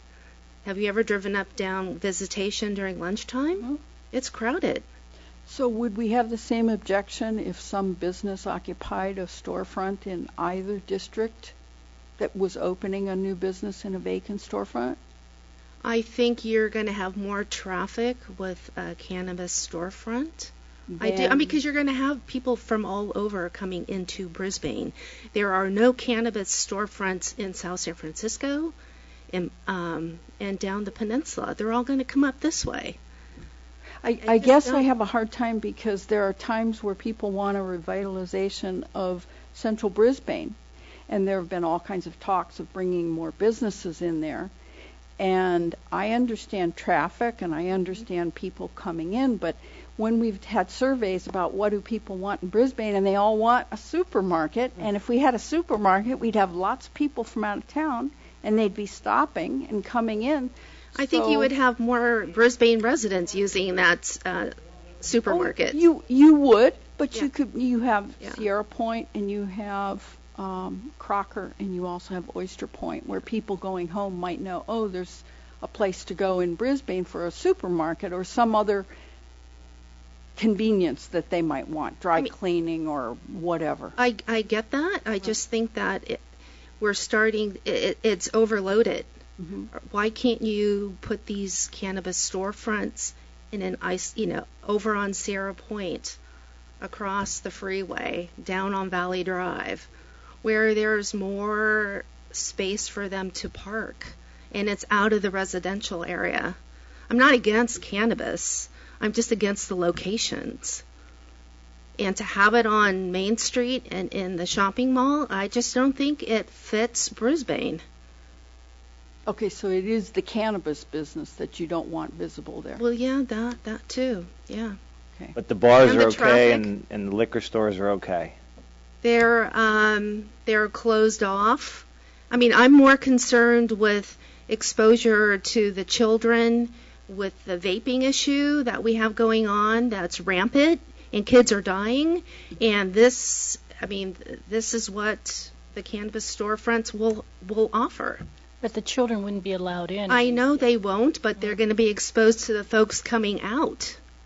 You can't control people coming out of there not vaping or smoking pot in front of the stores. You can't. It's not. I don't know how you would control that without putting security guards out in front. And that's a vision I would hate to see happen on Main Street or in the shopping mall. Well, it is currently the case that smoking or consumption of cannabis in public is still illegal in California. I know, but any of it is. So, whereas smoking cigarettes outside of a liquor store is not. I know. So we really are treating apples and oranges. I hear you. I just don't think Main Street and the shopping center is ideal for a cannabis storefront. I just want to make that clear. And again, the number of permits. Okay, so thank you. Thank you. If I can just... Sure. Oh, can you wait 1 second? So, with regard to number of permits and areas. The physical space in all of these areas proposed is quite large. So it seems like the problem we run into in resistance is 4. And I think people think, oh my God, 4. 2 on Visitation, 2 at Brisbane Village. So I would propose this. Could be modified later on. 1 permit NCRO 1, 1 permit NCRO 2, max. No limits on TCI, no limits on M1, no limits on TC2. And if we remove the SCRO, that's not an issue. So that would mean in the business district, Central Brisbane, 1 permit, NCRO 1 and 2. And I'm very doubtful, again, NCRO 1 is 1 property owner. If they don't say yes, it's not going to be there at all. It's going to be in other areas. I'm in agreement. I think it's reasonable as well. Yeah. I think it's reasonable. I go back to one of the workshops and just the discussion of leasable space and available retail space and just the ability, and Commissioner Mackin has been talking to this. I think, and again, echoing your comments, I really appreciate everybody coming out on this issue because I can feel like there's definitely a charge around this. I'm trying to see it from all angles. It does seem like there's a lot of barriers to commerce just to get one of these operational. And I think there's a lot of unknowns, but a compromise looking at, okay, NCRO 1 and 2, putting that limitation there, I think that's we're trying to address some of these concerns in a proactive manner. So I think that's reasonable at this point, yeah. So one other, I'm sorry. I just wanted to add one thing to what Commissioner Sayasan started talking about, the tour that we took. And the particularly the second facility, to try to give folks a flavor of the kind of businesses we're talking about. The people, the clientele in that second business looked not much different than the people in this room. It's not what I think some of you have in your heads. There's no guarantee of who's going to walk in and buy cannabis. That's not the point. But the point is that the trend of this business, these businesses, seems to be that people who use or want cannabis for a bunch of different reasons, including medical and palliative and therapeutic and psychiatric and so forth, affects the demographics in ways that I think are not fully appreciated. So. I know. I mean, we saw people in suits. We saw soccer moms. We saw older people. I mean, you saw the whole gamut of the community there. So it felt like a Starbucks. It did. So, anyways, Commissioner Mackin. So one other proposal, community concern about why 4 permits. So I have a proposal on that as well. Initial permit application, year 1, 2 permits, whole city. Be reevaluated the second year. If everyone says, oh, it was a disaster, or I didn't even notice the problem, then year 2 would be the additional 2. But it would come back before us for an approval for additional 2 in year 2. So we'd have a track record of 1 year, 2 permits. I have a... Oh. Structurally, would it come back to this commission or to the council? The way you have what you have in mind. I'm liking what you're saying. I'm just trying to tweak it. I'm just trying to find a way to go, if there's an opposition to 4, could we consider 2, 1 year track record, and then possibly 2 more, where there would be a recourse for the public to come back and comment. Through the chair, since this is an ordinance, if that's the way you wanted to go about it, you might want to just recommend 2 flat out, and whether that takes 1 year or 2 year or 3 years. And then at that point, when they get to 2, and if 2 get approved, then the city, the planning commission, and the council could revisit whether you wanted to, do that. I mean, as opposed to trying to say, in 1 year, because what if you don't get 2 in 1 year, and then I think that's baking that into the ordinance is a little complicated. So if your point is you want to kind of have a test run and see if it works with 2, you might just want to consider recommending that cap, and the council, if they choose to take that recommendation or not, that's their prerogative. But that's kind of where I was going, because I was trying to envision how to structure an ordinance as opposed to a recommendation of the commission, and they're pretty different animals. So I suspect that John is right, that trying to do anything other than that is messy. Mm-hmm. So there's one other consideration to make. So for anyone in the cannabis business where you go, oh no, you're cutting from 4 to 2, why would you do that? There's one positive to that. For any property owner who is reluctant to offer a lease, if after a year and 2 storefronts have operated really well, no problems, the community is a little more accepting because it's being run so well, that may actually encourage other property owners to offer leases where they wouldn't with the unknown. All good points. So anybody else? Have we just agreed to change our recommendation from 4 to 2? Is that so staff knows what we're saying? I can actually go either way, because I'm trying to think about how long does it take to actually get a business going through the heavy regulatory approval process at the state level, the finance piece, all the security, all that, just getting everything lined up. It just seems like that takes a long period of time. And so I'm just going in my mind back to your earlier comments around just discriminatory business practices, being that it was put to the voters, it's legal in the state.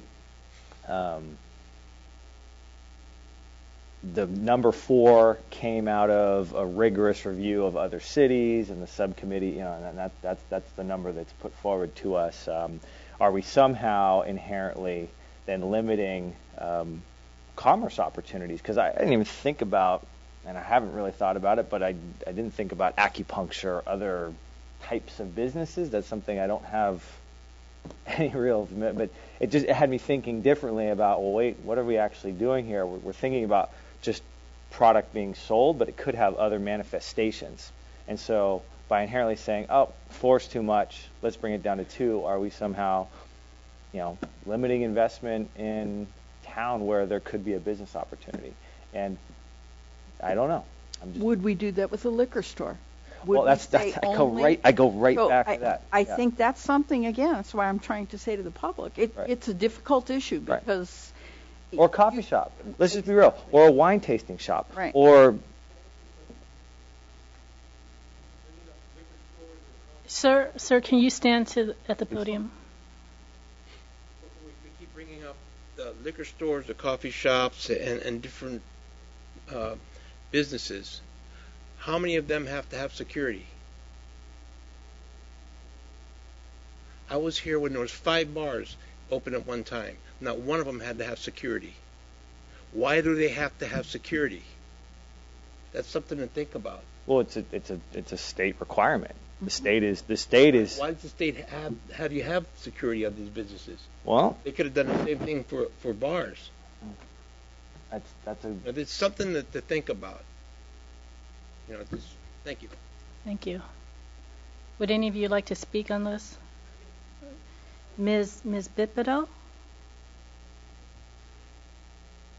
I'm so sorry. I was trying to be very respectful, and so was she, because the public hearing was closed, so we didn't want to piss off staff, because I know they are going to tell me probably later on you came out of order.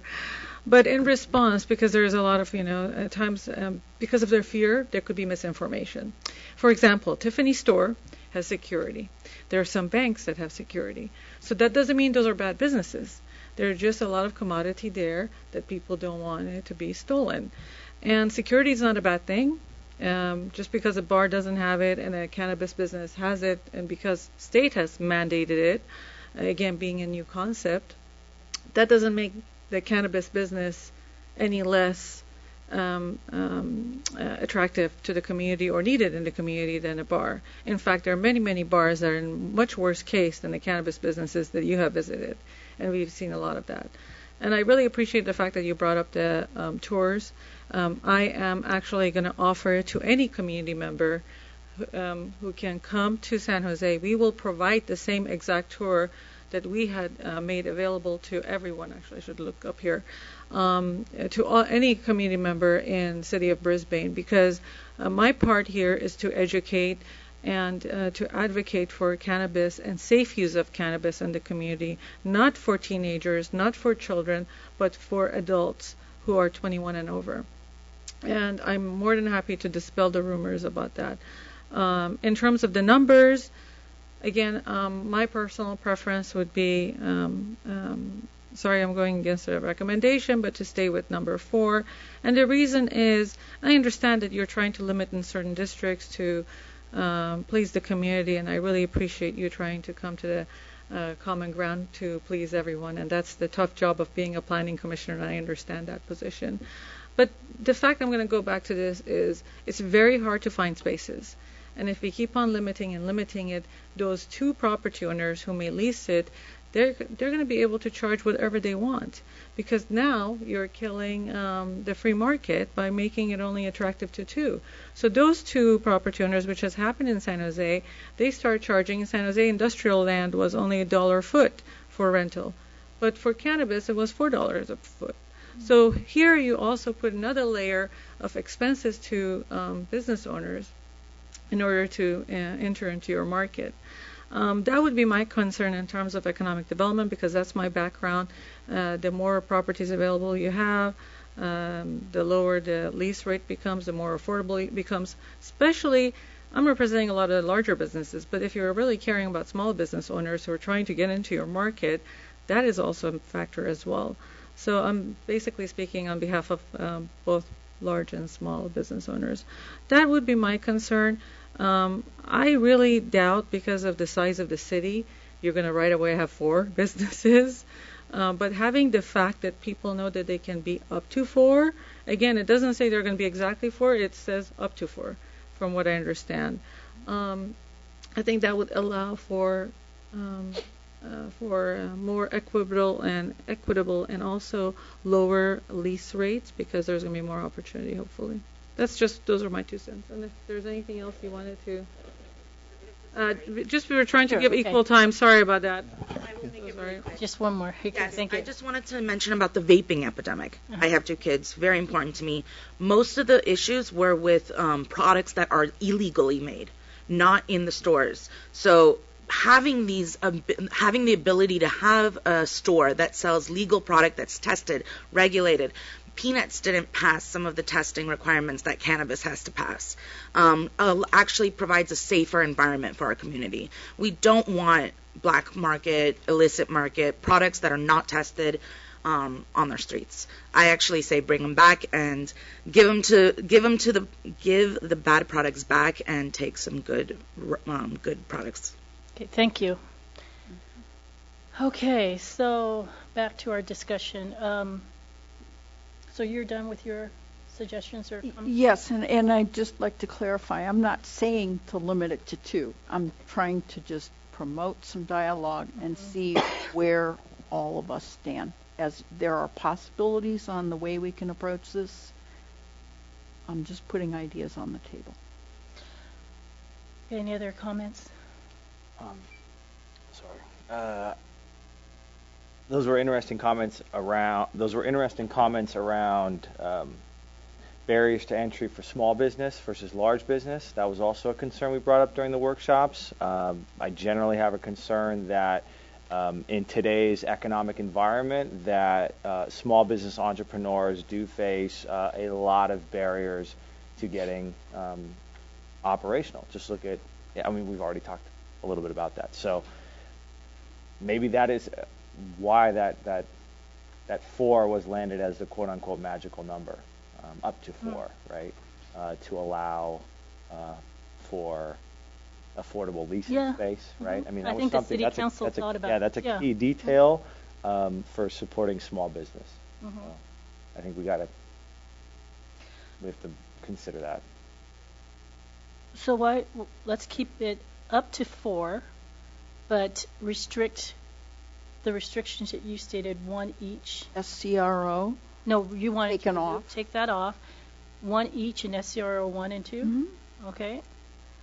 And I think whatever other, John? Just a point of clarification on the hours.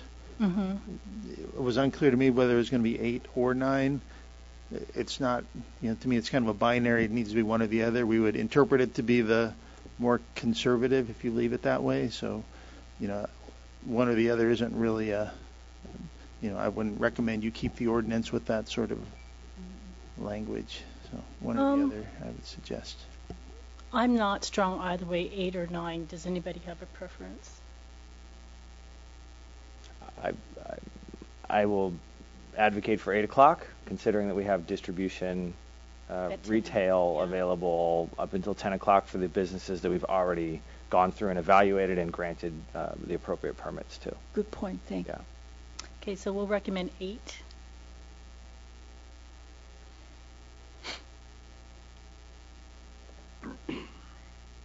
Any other questions? So, okay, I don't think we. So do we want that language regarding if a permit, existing permit does not commence business and expires, allowing an existing permit holder to apply? If you would like to read it into the record, that's appropriate, or you can hand it to us. Do you want me to read it into the record? And then I'll hand it to you. Okay. So I wrote this out as going after you mentioned, John mentioned 17.33.045, and I put it after letter C, but you may find it's appropriate in several areas. So what I wrote is, should a business issued a use permit fail to commence operation within a year, rendering the use permit void, or if a permit is revoked, the application process will be opened, and the city may consider allowing an existing permit holder to apply for an additional permit. Okay. I mean, that sounds reasonable. I would assume that has to go through legal review and so forth. If it's okay, can we work with that language, but through legal, and also work on the placement? Okay.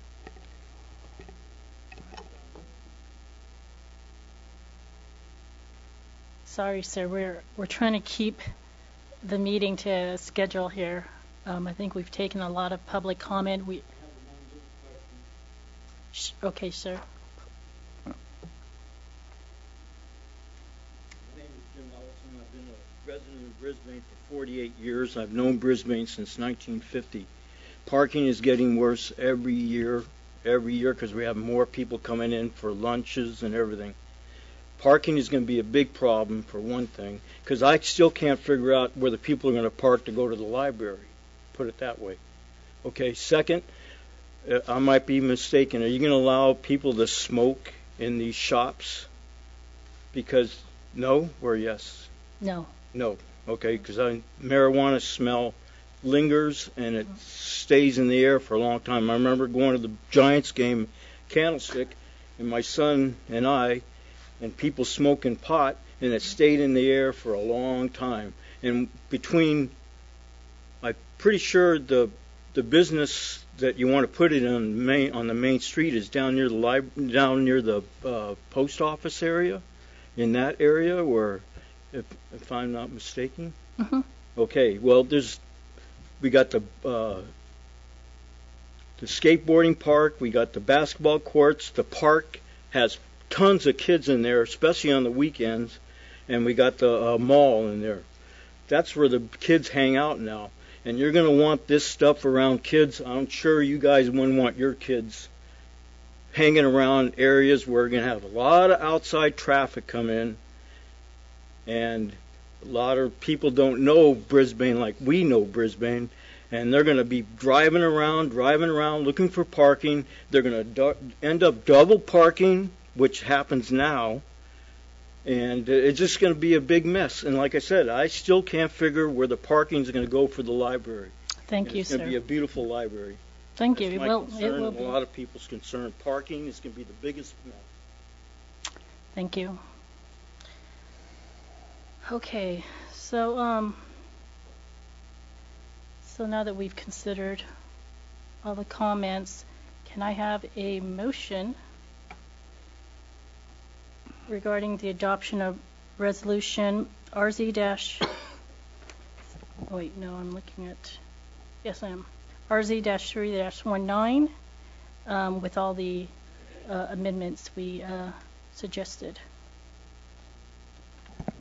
So moved. I'll second that. All in favor? Aye. Aye. Okay. Next is items initiated by staff. Staff, do we have anything? One thing is there's going to be ethics training scheduled for your meeting in February 13th at 6 p.m. to meet your mandatory requirements. We'll send out some more information about that closer to the date, but I would like you to hold that on your calendar. It's 6 p.m. And the regular meeting will start at 8 p.m. that evening. Yes. The REACH codes were introduced. The council did make some modifications regarding the gasification requirements to basically eliminate the exemption for single-family cooking. So all electric single-family and low-rise residential. I think that's all I have. Can I ask you a question about that? Mm-hmm. Do you recall, did they pass the in the same gas fireplaces, or did they eliminate them? They eliminated all the exemptions. Okay, that's what I thought. For gas. Okay, thank you. Items initiated by the commission. We have none. Okay, can I have a motion for us to adjourn until the next regular meeting of... Yes. I'm sorry. Oh. Items initiated by the commission. Do we have anything to report about? We talked about reconstituting or convening the subcommittee on the tree ordinance. Do we have anything to report on that? We need to agendize that. It was discussed sort of off calendar, and any kind of discussions would need to be formally agendized. We'll come back with that in one of the meetings in January. Thank you. Okay. Okay, so can I have a motion for us to adjourn until the next regular meeting of Thursday, January 9, 2020? So moved. Second. All in favor? Aye. Aye.